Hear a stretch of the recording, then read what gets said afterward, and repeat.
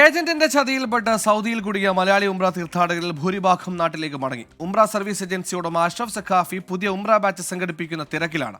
ഈ മാസം തന്നെ പുതിയ 2 ബാച്ചുകൾ സംഘടിപ്പിക്കുമെന്ന് ഇയാളുടെ വോയിസ് മെസ്സേജ് പുറത്തുവന്നു.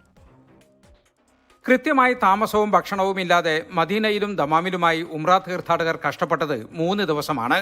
മടക്കയാത്ര ടിക്കറ്റില്ലാതെ തീർത്ഥാടകരെ സൗദിയിൽ ഉപേക്ഷിച്ച് ഏജന്റ് നാട്ടിലേക്ക് മുങ്ങിയതോടെ താമസവും ഭക്ഷണവും മടക്കയാത്രയും പ്രതിസന്ധിയിലായിരുന്നു. സുമനസുകളുടെ സഹായത്തോടെ വിമാന ടിക്കറ്റ് എടുത്ത് തീർത്ഥാടകർ ഇന്ന് ദമാം വഴി നാട്ടിലേക്ക് മടങ്ങി.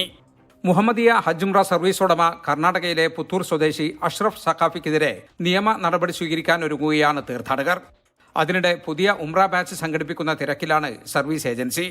ആരെതിർത്താലും ഇനിയും തീർത്ഥാടകരെ കൊണ്ടുപോകുമെന്ന് വെല്ലുവിളി സ്വരത്തിൽ പറയുന്ന അഷ്റഫ് സഖാഫിയുടെ വോയിസ് മെസ്സേജ് പുറത്തുവന്നു. തീർത്ഥാടകരുടെ പ്രശ്നങ്ങൾ ഉന്നയിച്ച് ബന്ധപ്പെട്ട സാമൂഹിക പ്രവർത്തകരോടായിരുന്നു ഇയാളുടെ പ്രതികരണം.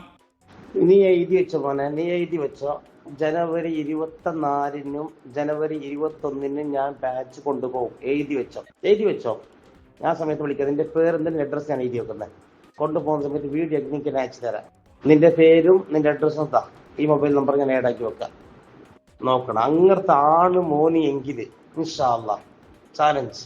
65,000-ഓളം രൂപ കൊടുത്ത് 15 ദിവസത്തെ പാക്കേജിലാണ് തീർത്ഥാടകർ സൗദിയിലെത്തിയത്.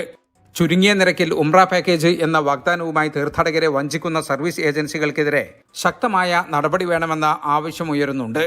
അതേസമയം കുറഞ്ഞ നിരക്കിൽ പാക്കേജ് വാഗ്ദാനം ചെയ്യുന്ന ഏജൻസികളുടെ ആധികാരികതയെക്കുറിച്ചും സേവനങ്ങളെക്കുറിച്ചും തീർത്ഥാടകരും പഠിക്കണമെന്ന് സാമൂഹിക പ്രവർത്തകരും ആവശ്യപ്പെടുന്നു. ജലീൽ കണ്ണമംഗലം, 24 ജിദ്ദ.